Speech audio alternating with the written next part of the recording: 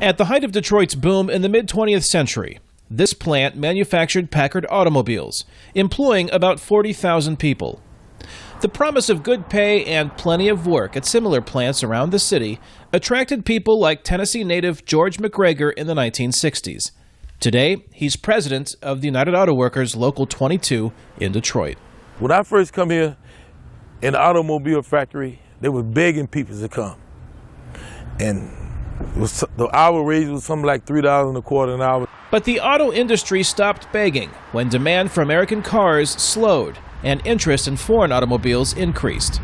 The Packard brand became extinct, and the hum of its once mighty factory is silent.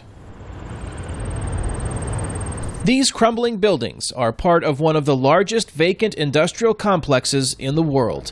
They symbolize Detroit's boom-to-bust story. There were about a dozen auto factories, very large employers. And over time, those have been shut down to now there's only one left. And economist Eric Scorsone at Michigan State University says although General Motors boasts the most prominent set of buildings in downtown Detroit, the auto industry plays a much smaller role in the city's economy. In fact, healthcare is the biggest employer now in the city. There were about 300,000 auto factory jobs in Detroit in the 1950s, when the population was around 1.8 million. Today, there are fewer than 27,000 jobs in plants operated by Chrysler and GM, and the overall population is just above 700,000. We got 3 casinos and 2 auto factories, but we went from manufacturing to gaming.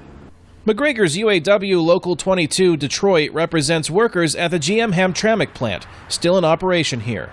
He says many of those who work there don't live in the city. In my facility, I'm going to say it's about 50-50. Stay here in the city of Detroit, and the other 50% stay in the surrounding neighborhoods. McGregor says he had the opportunity to leave when others fled Detroit, but decided to stay. He doesn't regret it, even in the wake of news that the city is bankrupt. I work in Detroit, I make my living in Detroit, and I'm planning on staying in the city, hopefully that it will come back. Economists say Detroit's population most likely will never reach its former peak. And if the city is to come back, it will need to redefine itself post-bankruptcy as something different than Motor City.